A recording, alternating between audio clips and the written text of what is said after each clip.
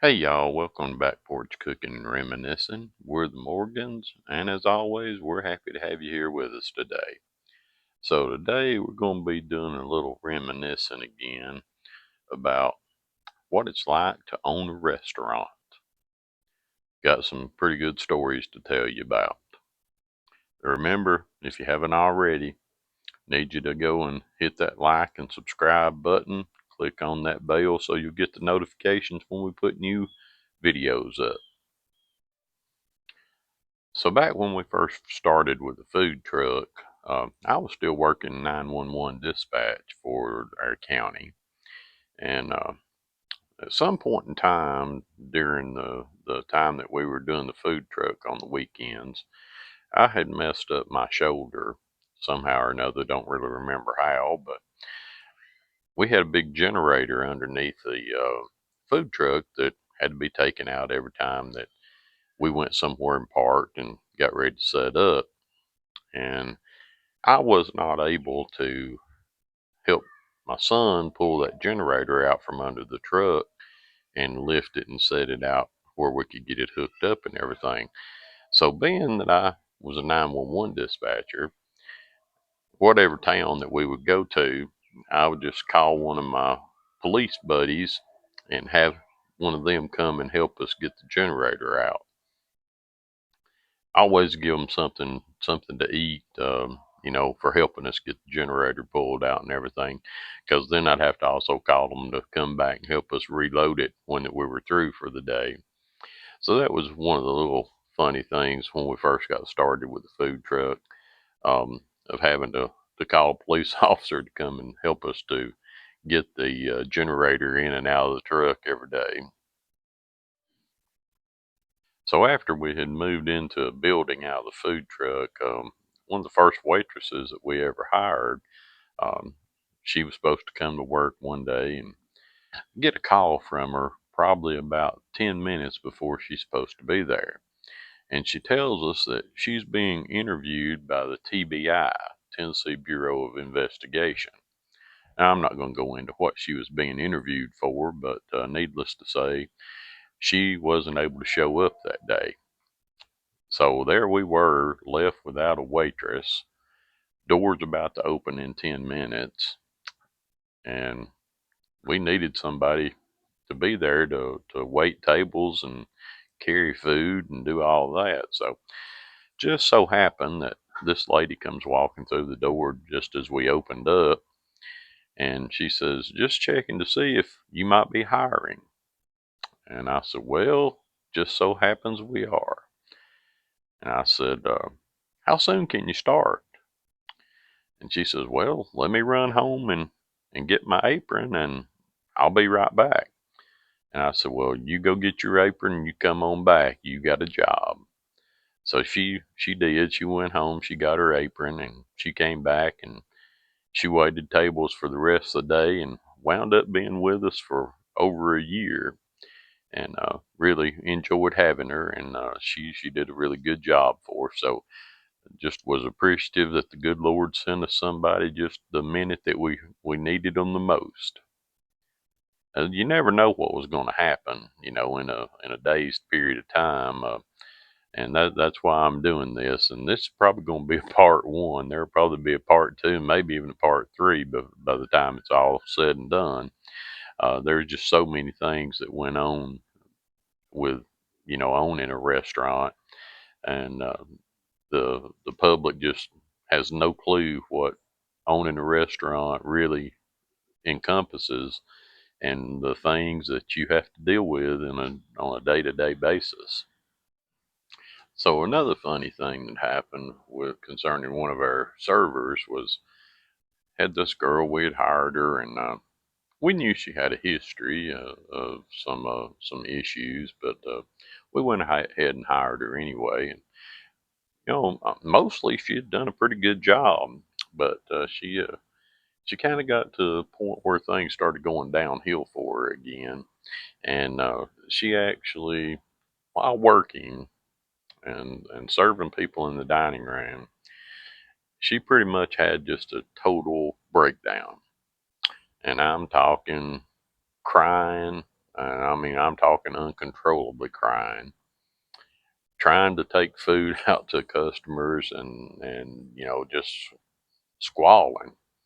It was pretty bad. At the time, wasn't very funny, but looking back on it, it was a funny situation. Um, she just totally lost it, and of course, most of the customers thought that maybe I had said something to her or yelled at her or something, but it had nothing to do with anything that I did. Um, she just she just totally lost it. And of course, that was her last day on the job. This story is going to be about one of our customers that we had. So this lady and man, they come into the restaurant one day, go sit down at the table. Waitress goes, waits on them, takes their order. Lady orders catfish. It's one of our most popular dishes that we had at the restaurant. So she orders the catfish, and a little time goes by, and waitress takes that catfish out to the table to her. Well, a few minutes later, she's motioning for the waitress to come back to the table. So she comes back to the table, and the lady tells her that the catfish is just too crispy, that she doesn't have any teeth, and that she just can't eat that catfish with it being as crispy as it was. So our waitress, not knowing what to do, asks her, well, is there something else that we can get you? So the lady orders a hamburger. So the waitress goes back to the kitchen, explains to them what's going on, and they start making her a hamburger. Well, by the time we get the hamburger made, waitress takes it back out to the table. The lady's not at the table anymore. Now, her companion, he's still sitting there eating his food that had been brought out to him.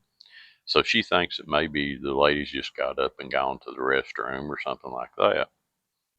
So she leaves the food on the table and walks away.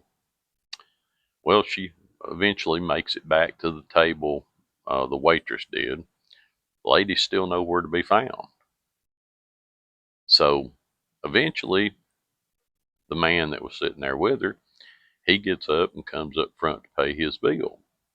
And I asked him, I said, well, sir, are you going to pay for her food? She ordered the catfish, said she couldn't eat it because it was too crispy and she didn't have her teeth with her. And I said, so then she ordered a burger. And I said, then she got up and left. And, you know, somebody needs to pay for at least one of these meals. And he said, well, I'm not going to pay for it. He said, her car is gone. She's left me here. I'm going to have to walk. So he wound up paying for his meal.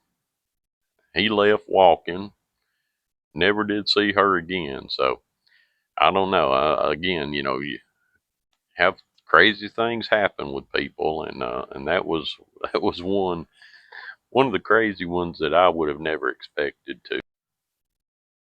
Another customer story. I had a lady come in one time, a group of people with her, probably 5 or 6 people. They sit down at the table and they all order. She orders brisket. So we get the food made. Waitress takes it out to the table. Well, the lady instantly starts telling the server that this brisket isn't cooked. Well, the server, she looks at the brisket and it's totally done. But the lady says, well, this has got red around the edges, and so it's not done. Can you take it back? Well, the waitress, she tells her, says, ma'am, that's a smoke ring on the brisket. There's nothing wrong with that. It's just where the meat was in the smoker and it smoked, and that leaves a red ring around the outer edges of the meat. Well, even some of the people that was at the table with her told her that that's what it was, and that the meat was totally done, nothing wrong with it.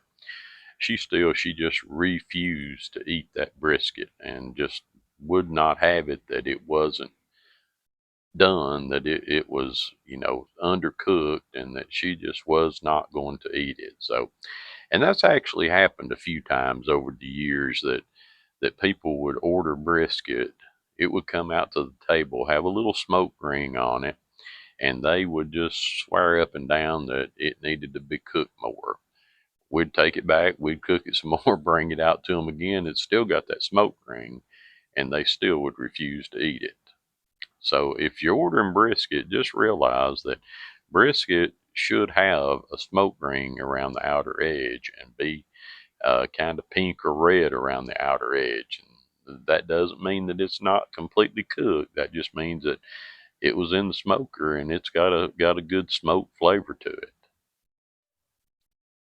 So one of the funniest things that we ever had happen, this was when we were in Monteagle. They were running some type of a marathon race that was coming through town.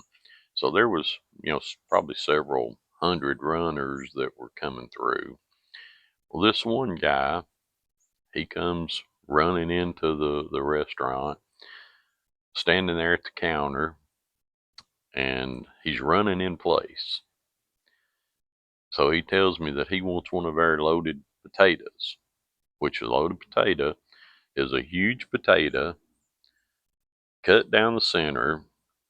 We put a little butter, some queso cheese sauce, quarter pound of barbecue meat, barbecue sauce, and then we top it with sprinkled cheese. So he orders this loaded potato. He wants us to wrap it up like a burrito so he can eat it while he's running down the road in this marathon. That wasn't too bad. But what was really funny was the whole time that we were making his potato, he's standing there in the front of the building, inside, in front of the counter, running in place this whole time. He never stopped running in place. We get his potato ready. I hand it to him as he wanted it, just wrapped up in aluminum foil like a burrito. He continues to run in place while he gets his wallet out, pays me for it, opens it up, opens the door, takes off running, and goes down the road eating his potato while running in that marathon. That was a pretty funny thing to have that happen. This guy standing there, everybody was kind of looking at him like, "What's going on?" While he was just running in place. So that was a funny moment that we had. And there are lots of times when you'll have to be closed for some reason or another. And this one particular time, I had been at Vanderbilt Hospital having to have a aortic valve replaced, so having open heart surgery done. And we were closed. Um, we didn't think about putting a sign on the door or anything. We put it on Facebook, and of course, most of our customers knew what I was going through and dealing with having to have this procedure done. But I guess we get some guy that was off the interstate, him and his family. They come to the restaurant. We're not open. And he proceeds to leave us a bad review about us not being open. And of course, he didn't check the Facebook page or anything like that to see what the reason was. But it's pretty bad that you get a negative review while you're in the hospital having open heart surgery. And I went on and replied to his review and explained to him why we weren't open. And his response to that was, well, if I was having open heart surgery, he really hated that for me, and that he was sorry that he had left a bad review. So again, people do get mad when you own a restaurant and you're not open.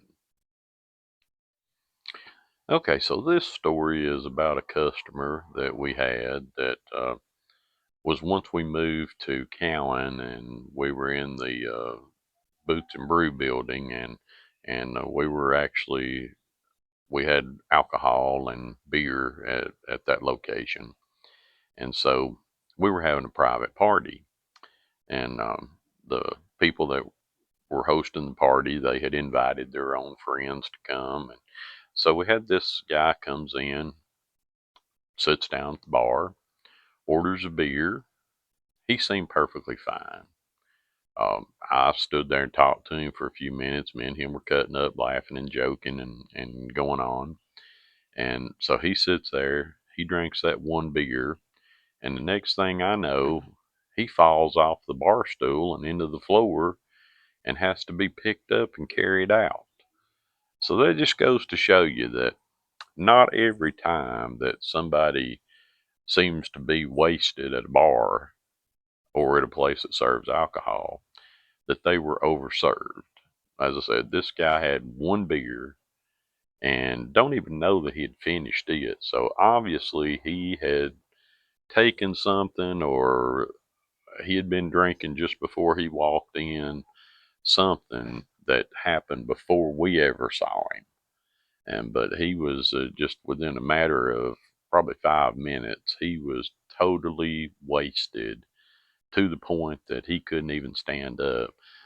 They helped him out the front door. He got out to the sidewalk, and he took a dive again out on the sidewalk, and they pretty much had to carry him to a vehicle and take him home. So again, just remember when you see somebody at a place that serves alcohol that seem to be a little too far gone, doesn't always mean that the bartender served them more than they should have had. And this is a really good one. So one morning, we had just opened, maybe been open 15, 20 minutes, and this man and woman comes in the restaurant, sits down, and the bartender was there. So he goes over and he takes their food order, and they also order a mixed drink. He goes and puts their order in to the kitchen and goes back, proceeds to make their mixed drink, takes it to the table for them, and their food comes out, and he walks over to the pass through, which is where the plates go, and then you've got a hot light that keeps everything warm. So he walks over to the pass through, and now this pass through is about head high for most people. Our bartender, he was a pretty short guy, and so he really couldn't. His head wasn't at the pass through, but he asks the kitchen something, and then he takes their plate and he goes over to the table. Well, the man sitting at the table tells him that he doesn't want that food, and he says, "Well, why not?" And he says, "Well, you breathed on it." The bartender looks at him. He says, "Okay, would you like me to get you something else?" The guy says, "No, just get me the ticket for our drinks, and we'll pay." So he gets him his ticket for the drinks, and he explains to me what's happened. So the guy comes to the cash register to pay his bill, and I said, "Sir," I said, "I'm not trying to be out of the way or anything." I said, "But you do realize that when your food's being made in the kitchen, that chances are pretty high that it's being breathed on by whoever's preparing it and putting it on a plate." Well, the guy just loses his cool and screams at me and says that it was like that this bartender was blowing on his food, which it never happened. So I just told the guy how much his ticket was, took his money, and give him his change back, and told him that, hey, the best thing you can do is go ahead and go on out the door, because I wasn't going to argue with him about it. But again, that's just how some customers can be. That wasn't an everyday occurrence, but occasionally you did get a customer that just was impossible to deal with. And speaking of customers who are impossible to deal with, busy night, all kinds of people, lots of people eating, lots of people drinking. So this girl, she orders some type of a mixed drink. The order gets taken to the bartender. He goes to start making her drink, and while he's there at the bar, a couple of guys sit down and ask for a beer. Well, just as he's starting to get ready to make her drink, he just goes ahead and grabs a couple of beers out of the cooler, pops the top on them, hands them to the guys.